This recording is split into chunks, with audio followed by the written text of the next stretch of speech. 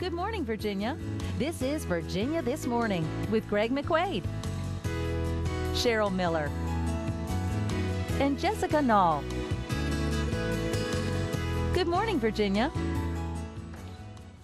Hello again, and thanks so much for joining us today for Virginia This Morning. I'm Cheryl Miller. Veterans Day, of course, is an annual holiday honoring those who have served in the American military. Today, we want to express our gratitude as well. Greg spoke yesterday with Virginia Veterans of Foreign Wars Commander Charles Absher about the importance of this special day. Today on Veterans Day, we take the time to remember the men and women who served in our military. Did you know that more than 2 million veterans of foreign wars, they have volunteered approximately 11 million hours of their time in communities all across the nation. They've also provided $2.5 million in scholarships and savings bonds to students each and every year. Here to tell us more is Virginia VFW Commander Charles Absher. Good morning, sir. Thank you very much. Good nice morning. to see you, Charles. It's my thank you. Happy Veterans Day. And first of all, I want to say that you were a U.S. Marine. I want to say thank you so much for serving our country. Hey, thank you. Tell us about you retiring and then wearing this hat a couple of months later to become the state commander in the VFW, and what your duties are, Charles. Hey, well, basically, I made my decision to take early retirement about 6 years ago, and I decided then that I was going to get rid of my ties and my coats, and I did. But about 6 months later, I decided that I wanted to do more with the VFW. I had more time.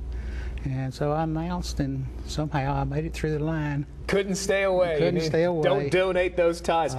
Charles, tell us about the VFW and what sort of things that they're involved in, not just here in Richmond, but really across the state. Well, we're involved in scholarships, as you already said, community services. We try to do a lot with the wounded warriors, with the hospitals. We have a national home in Eaton Rapids, Michigan, which is primary for children or the family of a child needing help, which we have a high success rate.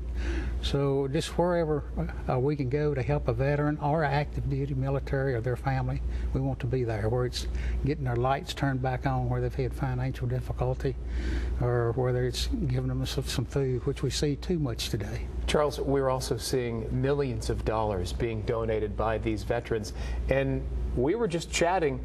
A lot of this money isn't even being reported. They're just doing it without really any recognition whatsoever. We have too much of that and the reason I say that, we are twofold. We are also, you might call, a lobbying group, but we spend a lot of time on both Capitol Hills here and in D.C.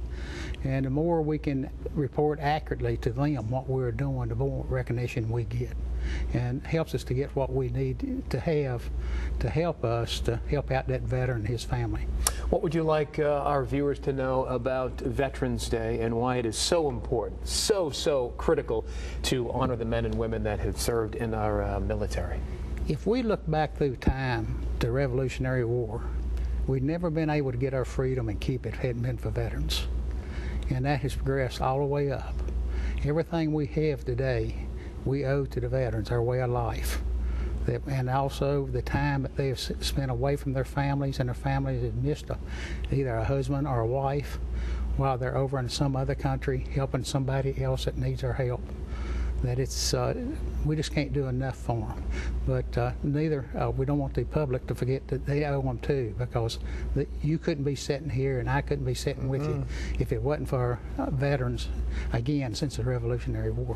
What is that like for you, Charles, when you're walking down the street or in a store and somebody comes up to you and thanks you? How much does that mean to you? It means a lot to me. And they catch me at the right moment, they'll probably catch tears in my eyes, because being Vietnam, I was one of those who didn't get too much of a welcome when we came home. But we're still out there working together as a team now, and a thank you is probably one of the best things that you can say to a person in uniform, or you know they're in uniform.